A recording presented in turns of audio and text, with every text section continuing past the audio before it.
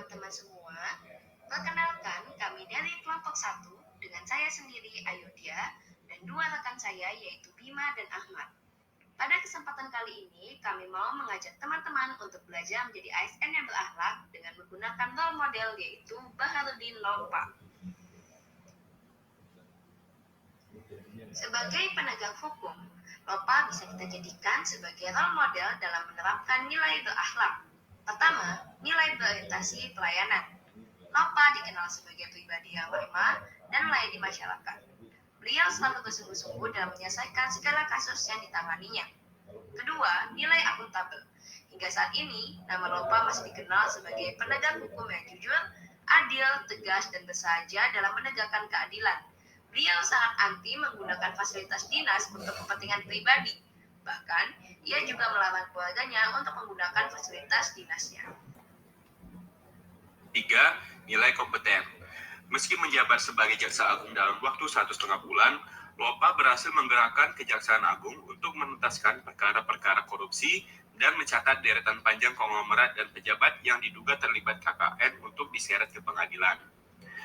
Ketegasan dan keberaniannya jadi momok bagi para koruptor kelas kakap dan menjadi teladan bagi orang-orang yang berani melawan kemungkaran.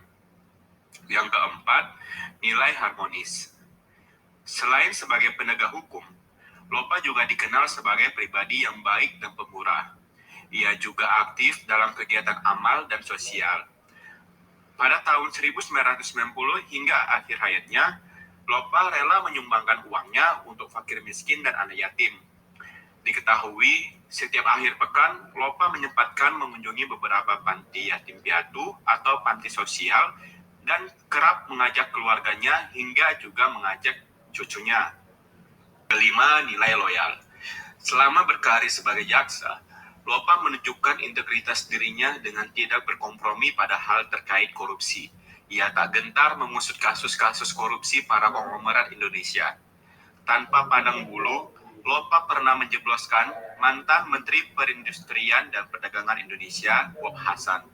Termasuk juga mengusut dugaan kasus korupsi mantan Presiden Soeharto.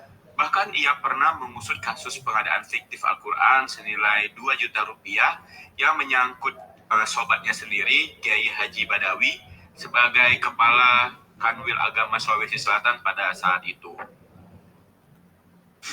Nilai selanjutnya adalah adaptif. Sosok Baharudin Lopa mempunyai sifat adaptif, yaitu cepat menyesuaikan diri dalam menghadapi perubahan. Ya, beliau sendiri sudah bertekad dan memantapkan untuk membasmi korupsi yang ada. Kemudian yang kedua, bertindak proaktif, yakni beliau bertanggung jawab atas perilaku dan tekad yang sudah ia bulatkan sebelum menjadi Kejaksaan Agung. Kemudian nilai terakhir adalah kolaboratif. Bapak Baharudin Lopa mempunyai nilai kolaboratif, yakni terbuka dalam kerjasama.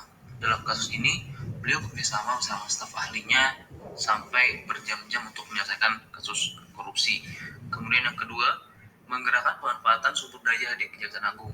Kita semua tahu bahwa Bapak Baharudin Lopa hanya menjabat sebentar, namun manfaatnya sudah kerasa seolah-olah beliau sudah bekerja lama di Kejaksaan Agung. Nah, itulah yang hal-hal unik yang dapat kita contoh dari Bapak Baharudin Lopa. Baiklah teman-teman, mungkin ini saja yang dapat kami sampaikan dari kelompok kami terkait implementasi nilai-nilai berakhlak yang dapat kita pedomani dari sosok-sosok inspiratif yang telah meninggal dunia. Dari kelompok kami mengambil sosok Bapak Baharudin Lopa. Mungkin dari video ini kita dapat sama-sama mendapatkan pelajaran dan semoga video kami bermanfaat untuk kedepannya. Terima kasih. Assalamualaikum warahmatullahi wabarakatuh.